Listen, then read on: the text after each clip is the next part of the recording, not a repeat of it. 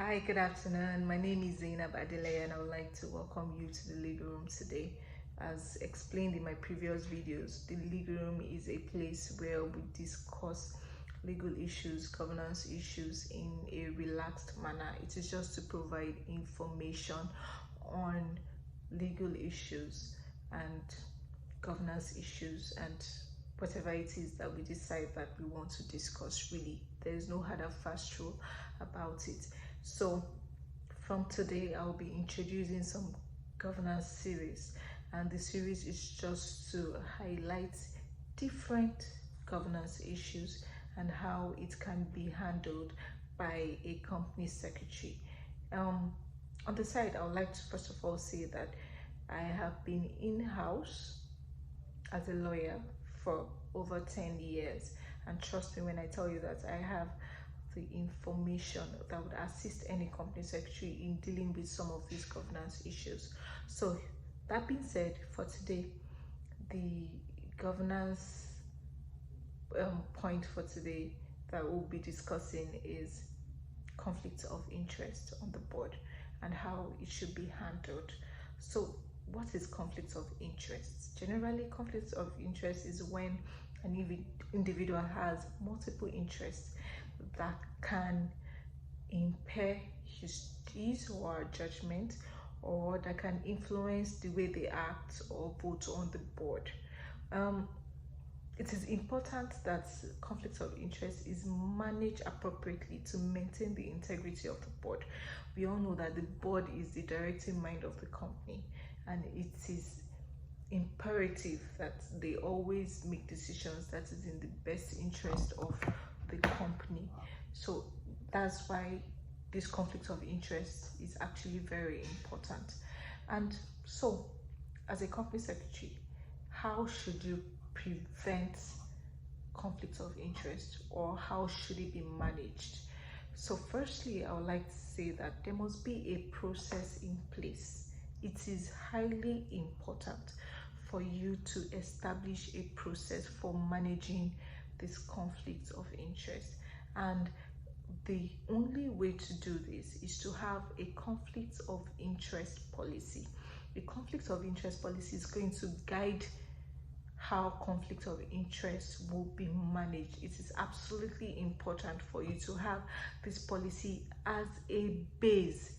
It must be established, and once you have this policy, secondly, it must be shared with directors. Upon appointment, you must share all your governance documents with your directors so that you are sure that they have necessary information about the company, about the governance requirement, the governance framework of the company. That being said, the conflict of interest policy would also assist you in managing any potential conflicts as it arises. So it's absolutely important first to have your conflicts of interest policy.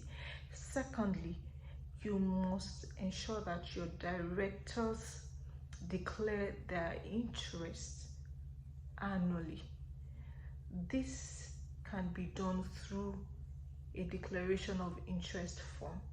This form would contain the details of their shareholdings in different companies, details of their family, both nuclear and extended, and just general details about the directors.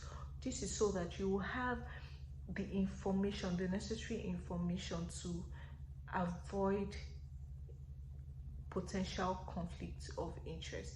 Once a director has declared his interest, as a company secretary, you have to establish a register of directors' interest. This register of directors' interest is actually easy. You can use your Excel sheet.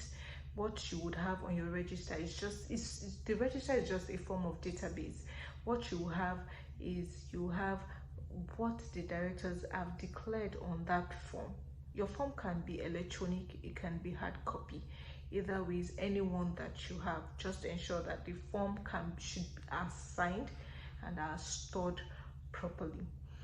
Once your director has declared their interest on this form and you've established your database, then you ensure that this database is updated regularly, because things change. Directors, they invest all the time, they divest all the time. They can be appointed as a director on another company, so it is actually very important for you to update this register. Apart from updating the register, I would also advise, because not all companies do this, but this is a very good practice, on your agenda, your board meeting agenda, committee meeting agenda, have a head for declaration of interest. This will enable the chairman actually request directors to declare interest in any of the agenda items. So once a director goes through the agenda item and they see that they can be interested, they have an interest in one or two of those items, they will declare. And what this will enable the chairman to do is that during the decision process, the chairman will ask them to recuse themselves from the meeting, so that they won't be part of the decision making on that particular agenda item. This is just to further ensure the integrity of the decision of the board. So once a director does not take part in the decision making of an agenda item that they have an interest in, it goes to show that, okay, the decision was objective and they were not under any form of influence before reaching that decision. Also, there should also be an avenue where a director feels another director might be interested in an issue or an agenda item. They would discuss it with the chairman. They would bring it up for the chairman's consideration, that there's a potential conflict of interest, and then the conflicted director would still be asked to recuse him or herself from the meeting. Also, the register of the interest of the directors, you can use it as a form of due diligence.